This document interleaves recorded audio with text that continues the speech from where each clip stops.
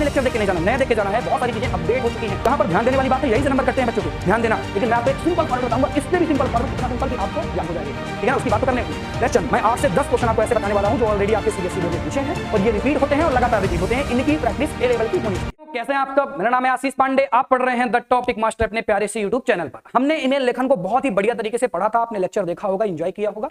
आज हम बात करने वाले हैं कि स्ववृत्त लेखन कैसे लिखते हैं। बहुत ही सिंपल होता है, बच्चों को ऐसा लगता है कि बहुत ही टफ है तो वो ईमेल की तरफ भागते हैं, लेकिन ये टफ टॉपिक नहीं होते, बहुत ही सिंपल से टॉपिक होते हैं। आपको राइटिंग स्किल अपनी अच्छी करना है तो ज्यादा रीड करके जाना है। अगर आपको ये पता चल जाए कि कौन से इंपॉर्टेंट है स्ववृत्त लेखन या ईमेल्स, तो मैंने हर एक लेक्चर के लास्ट में मोस्ट इंपॉर्टेंट क्वेश्चन भी ऐड किए हैं। और आज मैं जो आपको पढ़ाने वाला हूं, कुछ चीजें मैं आपको बताऊंगा कि भाई ध्यान में रख के जाना, क्योंकि यहीं से बच्चों के मार्क्स कम हो जाते हैं अगर आप इन बातों को ध्यान में रखते। पुराने लेक्चर देख के नहीं जाना, नया देख के जाना है। बहुत सारी चीजें अपडेट हो चुकी हैं, ठीक है ना। तो जैसे अभी ये नया लेक्चर है तो आपको इसको अटेंड करके जाना है बढ़िया तरीके से। एक कहीं पर आपको कोई भी कंफ्यूजन नहीं होगी, ये मेरी गारंटी है। चलो स्टार्ट करते हैं कि कैसे स्ववृत्त लेखन लिखते हैं। तो सबसे पहले बात आती है फॉर्मेट की, कि कैसा फॉर्मेट होगा। इसका जो फॉर्मेट है, इसकी अगर आप मतलब पीडीएफ चाहते हैं तो वो भी मैंने प्रोवाइड करवा दी है टेलीग्राम के चैनल में, और आपको डिस्क्रिप्शन में डायरेक्ट पीडीएफ भी मिल जाएगी, डाउनलोड कर सकते हैं। ध्यान से मेरी बातों को समझ लेना। देखो इनमें कुछ आपको हेडिंग्स दिख रही होंगी। पहले आपको ऊपर हेडिंग डालनी है स्ववृत्त का,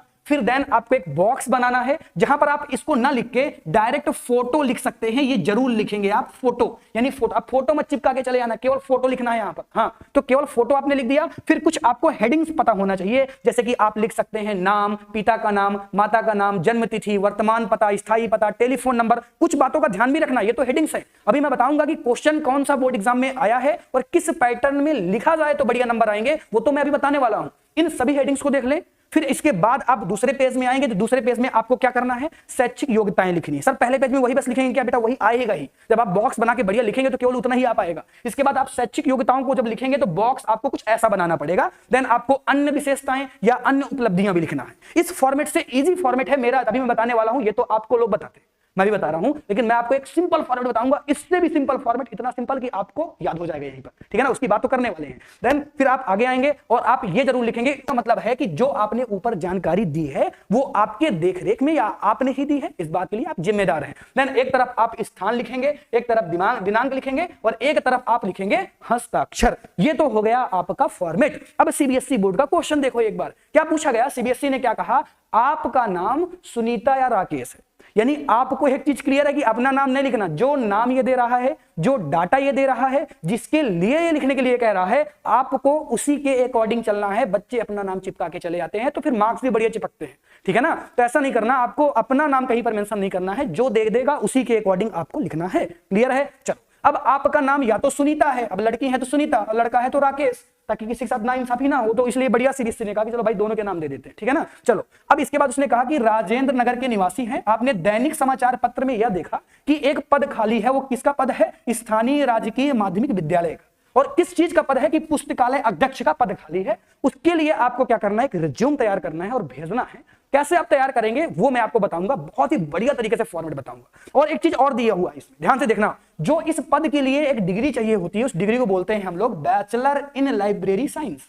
या अब इसकी डिग्री आपको मेंशन करना पड़ेगा आगे, लेकिन कैसे करेंगे वो तो मैं बताऊंगा, ठीक है ना। चलो स्टार्ट करते हैं आंसर लिखना। तो मैंने आपको क्या बताया कि पहले आपको कुछ हेडिंग्स पता होना चाहिए, उन्हीं हेडिंग्स को आपको फुलफिल करना है। जैसे कि मैंने आपको बताया था कि पहले नाम लिखना है, फिर पिता का नाम लिखना है, फिर पता लिखना है, मोबाइल नंबर लिखना है। ये सारी हेडिंग ऐसे एज इट आपको आनी चाहिए। क्लियर है? चलो, अब बात ये आई कि सर ध्यान देने वाली बात कहां पे है, जहां पर बच्चे नंबर कटा के चले जाते हैं। बच्चे इसलिए नंबर कटाते हैं क्योंकि उनको ये नहीं पता कि भाई जैसे यहां पर आपने ईमेल आईडी और नंबर देखा, तो अब कई बच्चे तो गलत नंबर लिख के जाते हैं। वो सोचते हैं अपना नंबर तो नहीं लिखेंगे, नहीं तो नंबर कट जाएंगे। तो क्या टीचर वहां पे नंबर मिला मिला के देखेगा क्या कि तुम्हारा नंबर है या नहीं है? उसको कैसे पता तुमने अपना ही लिखा या नहीं लिखा?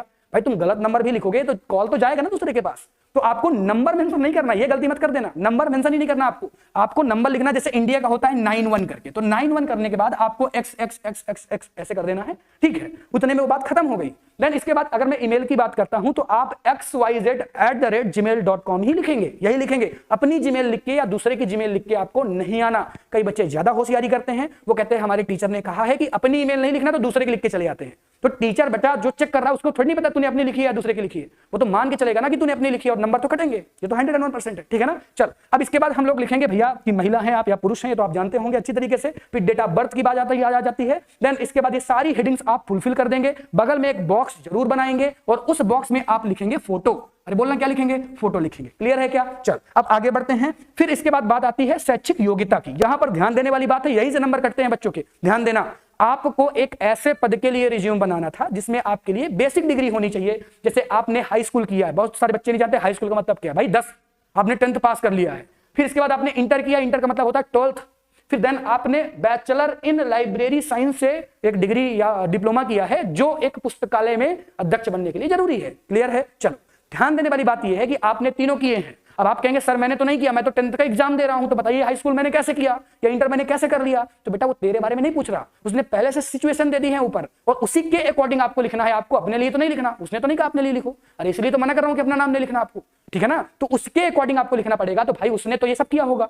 तो आप ध्यान ये देंगे कि जब आप 10th लिखेंगे, इसका मतलब होता है 10th, तो 10th जब भी आप 10th से 12th में जाएंगे, अरे 11th नहीं लिखा जाता बच्चा, 9th 11th केवल 10th 12th और आपने क्या डिप्लोमा किया, ठीक है ना। तो आप इन दोनों के बीच में 1 ईयर का गैप रखेंगे, 1 ईयर का गैप रखेंगे। अब ऐसा तो नहीं हो सकता ना कि इस साल तूने 10th पास की 2011 में और 12 में तूने 12th पास कर दी, ऐसा तो पॉसिबल नहीं है। तो बीच में 1 साल का तो गैप आना ही आना है, तो गैप आपको दिखाना है। ये टीचर देखता है, यहीं से वो मार्क्स काटता है और बच्चे गलत करते हैं इस चीज को, इसलिए उनके मार्क्स करते हो तो कहते हैं बहुत ही अच्छा लिखा था हमने, लेकिन गलतियां तो हो गई ना बच्चा, हुई कि नहीं। चल अब आप देखो, फिर इसके बाद हमने क्या कहा ना कि 3 साल की जनरली कोई भी डिप्लोमा या डिग्री होती है तो 3 साल तो लग जाते हैं उसको करते करते। तो इसके बाद इसको देखो 3 साल लगे कि नहीं लगे, बता बीच में 3 साल का गैप है कि नहीं। तो 3 साल का गैप यहां पर दिखाया गया है। इसके बाद आपने डिग्रियां लिखी कि भाई कहां से आप पास आउट हैं। आपने सीबीएसई से 10th किया, आपने सीबीएसई बोर्ड से 12th किया है। देन आपने दिल्ली टेक्नोलॉजी यूनिवर्सिटी से आपने क्या किया है? इंटर किया है। अच्छा एक बहुत बड़ी बात बताता हूं कि आप 10th और 12th तो परसेंटेज में लिखा करें, बाकी कोई भी डिप्लोमा आ जाए, कुछ भी अदरवाइज आ जाए, तो आप ना इस वर्ड का यूज करें, सीजीपीए।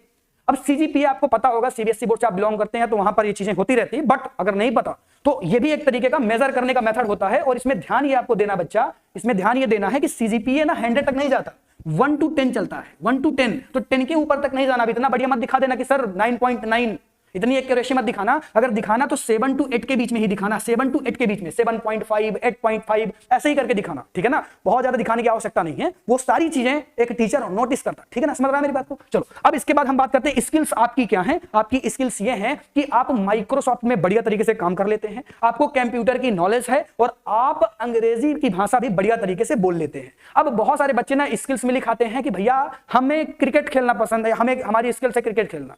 तो भाई आपको स्किल्स भी उसी से रिलेटेड लिखना है जिससे रिलेटेड ऊपर चीजें दी हुई हैं। समझ रहा है मेरी बात को? ठीक है, तो यही बात मैं आपको सिखाने भी आया था। ठीक, अब देखो इसके बाद आपको अनुभव लिखना है। अब बच्चे कहेंगे कि सर अनुभव लिखाएंगे कि मेरे पास 10 साल का अनुभव है क्रिकेट खेलने का। तो अब जब क्रिकेट की बात नहीं हो रही, यहां पर कहीं पर क्रिकेट का संबंध नहीं दिया गया, तो 10 साल का अनुभव क्यों दिखा रहे हो तुम? आपको पुस्तकालय के लिए आपको करना था, तो आप ऐसा दिखाइए ना कि मैंने पुस्तकालय पर काम किया है ऑलरेडी। और जो कि यहां पर दिखाया गया कि स्थानीय विद्यालय में पुस्तकालय में 2 वर्षों तक का अनुभव है मेरे पास, यानी सामने वाले को लगना चाहिए कि भाई इसने बंदे ने काम किया, तभी तो एक्सेप्ट करेगा वो, ठीक है ना। चलो अब इसके बाद आपको उद्घोषणा लिखनी है। उद्घोषणा का मतलब मैंने बताया कॉमन होता है, सब में सेम होता है कि आपको ये लिखना है कि मैं यह लिखित तौर पर घोषणा करता हूं कि मेरे द्वारा दी गई जानकारी मेरे ज्ञान में, मेरे नॉलेज में ही दी गई है और ये सत्य है, ठीक है ना। क्लियर है? एक तरफ आपको हस्ताक्षर लिखना है और एक तरफ आपको दिनांक लिखना है और स्थान लिखना है। इस तरह से आपका स्वरत लेखन कंप्लीट हो जाता है। अब बात ये आती है कि सर आपने कहा था कुछ मोस्ट इंपॉर्टेंट क्वेश्चन बताने की, तो वो भी देख लो भैया, बाद में ये ना कह देना कि सर ने गद्दारी की है, ठीक है ना। तो कुछ क्वेश्चन मैं 8 से 10 क्वेश्चन आपको ऐसे बताने वाला हूं जो ऑलरेडी आपके सीबीएसई बोर्ड ने पूछे हैं और ये रिपीट होते हैं और लगातार रिपीट होते हैं। इनकी प्रैक्टिस ए लेवल की होनी चाहिए। देखो स्क्रीनशॉट लो, पहला और दूसरा क्वेश्चन आपके सामने है, जल्दी से स्क्रीनशॉट ले लो। पहला और दूसरा क्वेश्चन आपके सामने है, देन तीसरा और चौथा क्वेश्चन आपके सामने है। जल्दी जल्दी स्क्रीनशॉट लेते चलो, जल्दी जल्दी, ठीक है ना। 5th and 6th और 7 और 8 ऐसे करके 8 क्वेश्चन हैं। मैंने आपको बता दिया कि कौन कौन से इंपॉर्टेंट है, आपने स्क्रीनशॉट ले लिए होंगे। अगर आप इनके आंसर्स चाहते हैं तो आप गूगल्स में भी देख सकते हैं और हमारी जो टेलीग्राम ग्रुप है उसको भी आप ज्वाइन कर सकते हैं, वहां पर भी हमने आंसर्स अपलोड कर दिए हैं। इस तरह से आज हमने बढ़िया तरीके से देखा कि स्वरत लेखन को लिखते कैसे हैं, क्या मेथड्स होते हैं, किन बातों को ध्यान में देना है और कैसे हमारे मार्क्स बढ़ेंगे, मोस्ट इंपॉर्टेंट कौन कौन से क्वेश्चन है, सब कुछ पढ़ लिया। इसके बाद कुछ नहीं बचा आपके इस टॉपिक से रिलेटेड। हिंदी के ऐसे ही लास्ट टाइम में रिवीजन बच्चे करते हैं मैक्सिमम, और ऐसे ही आप लेक्चर हमारे यूट्यूब चैनल पर देख सकते हैं। उसके लिए चैनल से जुड़ जाएं, चैनल को सब्सक्राइब कर लें। Thank you so much for watching. मिलता हूं आपसे जल्दी एक नए लेक्चर के साथ। Thank you, tata, bye bye.